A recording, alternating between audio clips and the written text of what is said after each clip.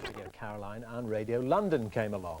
They brought rock music to millions of teenagers for the first time, until they were banned when Radio 1 was created. Well, today they're back, albeit for a short stint, to mark the 30th anniversary of that day. Here's Ian Glover-James. Pop pickers, it's Pick of the Pops. Once pop radio was like this, only on the old BBC Light programme just twice a week. Britain's teenagers living through the swinging 60s were starved of chances to hear it. Their only escape was the scratchy sound of Radio Luxembourg. Then it all changed. The Pirates were launched. Suddenly, Britain went transistor radio mad. By the mid-60s, pop poured from the airwaves 24 hours a day. A new culture was born that changed the face of broadcasting. The new music was broadcast from ships 3.5 miles off Britain, the so-called radio pirates, moored in international waters to escape British broadcasting laws. In the 60s, young DJs launched entire careers from the pirates. Well, they were very important because they did away with the BBC monopoly in this country, and they brought about popular music 24 hours a day on British radio. I mean, up until then, we only had the BBC Light programme, the Northern Dance Orchestra, and we had Radio Luxembourg fading in and out in the evenings. So without the pirate ships, it wouldn't have happened, I don't think. Now the 60s pirates will be heard again. They're to get a special 28-day licence to broadcast the sound that brought Britain into the pop era, until they were closed down 30 years ago today to make way for the BBC's new Radio 1. Ian Glover-James, ITN. On now to another anniversary. It's 30 years since the government first tried to close down the world's most famous pirate radio station. Radio Caroline defied the authorities and delighted its fans in the 60s by broadcasting pop music 24 hours a day from a ship in the North Sea. Well, today the old pirate is broadcasting again to mark the anniversary and preparing to launch itself on the internet. Rockin' Europe from the North Sea. This is Radio Caroline.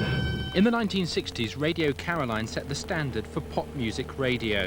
The 1997 version aboard the former Icelandic trawler the Ross Revenge is moored in the Medway at Queenborough in Kent. This is Caroline 1278 on the medium wave band. Massive. And this time Caroline is broadcasting legally.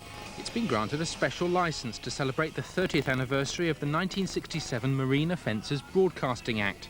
That law made it illegal to resupply a pirate radio ship from Britain. The other 1960s pirates gave in, but Caroline carried on broadcasting until it was silenced by crippling debts in 1968, only to re-emerge 4 years later. It was outside of the law, and people all like that. It was, to a degree, the underdog, and the British always identify with the underdog. It provided very good entertainment, and it didn't do any harm.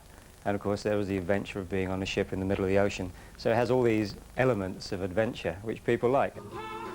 Radio Caroline was the first radio station to broadcast pop music 24 hours a day. Its success led the BBC to launch Radio 1, hiring many staff from the pirate in the process. You wouldn't have The Who, the Rolling Stones wouldn't have become as successful as they did. You wouldn't have had Richard Branson made his initial money out of Radio Caroline with a company called Caroline Imports. There was Chris Blackwell and Island Records. All these things happened out of Radio Caroline. It made it possible for the young entrepreneur to create a business for himself. Radio Caroline's backers now hope to raise sufficient funds so that Caroline can broadcast permanently again, this time via the internet and satellite. In the meantime, its disc jockeys and fans will have to make do with its periodic appearances around the British coast. Charles Rhodes, BBC News, Kent. You're too young to remember that, aren't you? Of course I am. Yeah, I'm afraid so. Yeah. Here's the sound with the weather. Thanks. Fairly good if you're bobbing about on boats today. Also in the next hour, why Radio Caroline is back on the air 30 years after pirate stations were closed down. And Suzanne Charlton. Well, they were very important because they did away with the BBC monopoly in this country, and they brought about popular music 24 hours a day on British radio. Now the pop pirates have a short-term licence to play the 60s sounds again to mark an era that ended 30 years ago today.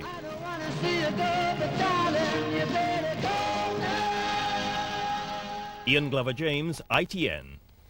On News at 10 more. Ed is being sued by a Californian model who claims he was engaged to her until last week.